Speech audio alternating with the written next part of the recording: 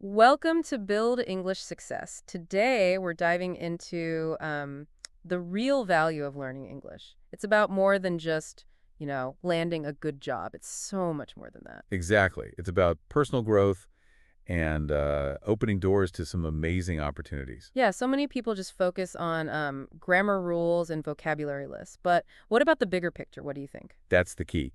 It's about understanding and using what you learn, not just memorizing it, right? And that's where the LLAR method comes in, right? Let's explore that. So the L in LIAR stands for listen and learn. So what does that actually mean in practice? It means actively engaging with the material. Don't just passively listen to a podcast or read a book. You should write down keywords, phrases, and grammar rules. Make it your own. Right, like taking notes, but with a purpose, not just copying, but really understanding what you're writing down. Precisely. For example, if you hear a new word in a podcast, write down the sentence it's used in. That gives you context. And for grammar, drawing diagrams can be really helpful, right? Visualizing the sentence structure helps a lot. Absolutely. It helps you understand how the different parts of the sentence work together. Next up is I for Inquire. Asking questions is crucial, isn't it? Definitely. Don't be afraid to ask why and how. Curiosity is key to deeper understanding. It really is. So, if you're unsure about a grammar rule, ask yourself why it's used that way. Makes sense, right? Or if you encounter a new word, ask about its synonyms and antonyms. Explore its nuances. That's important. It's about digging deeper than just the surface meaning. Yeah. Then we have A for apply, putting your knowledge into practice. This is a big one. This is where the real learning happens. Don't just memorize. Use what you've learned. That's the key. So if you learn a new word, use it in a sentence, or even write a short paragraph. Try it out. And with grammar, do exercises, write emails, or even try using it in conversations. Practice makes perfect. It's about making it a part of your everyday communication. Exactly. Finally, R for reflect, taking time to think about what you've learned. This is vital for long-term retention and improvement. Ask yourself what you learned, how it helps you, and what challenges you faced.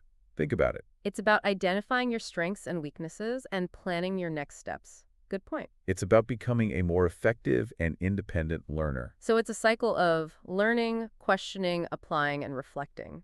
A great cycle. Learning a language can be challenging. What are some common hurdles people face? Losing motivation, feeling awkward speaking, and struggling to remember words are all common, yeah. But the LIAR method can help overcome these, right? Absolutely. It provides a structured approach to learning, making it more manageable and rewarding. It breaks down the learning process into smaller, more achievable steps. That's helpful. The article emphasizes small wins. What does that mean in this context? It's about celebrating small achievements.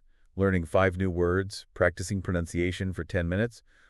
These all add up. It's true. It's about building momentum and confidence. Each small step brings you closer to your goal and builds your confidence.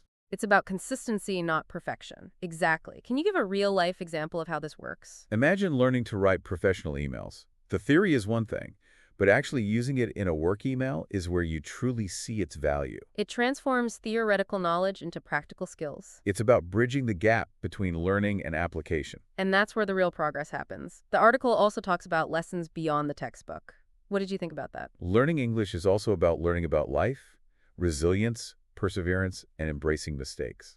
It's a journey. It's about personal growth and self-discovery. It's a journey of self-improvement, not just language acquisition. It's about becoming a better version of yourself.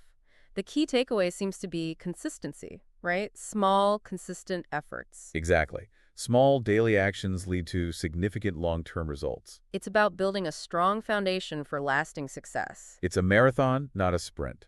That was a great discussion. Thanks to sharing your insights on how to make learning English a truly rewarding experience. Remember, small wins add up to big success.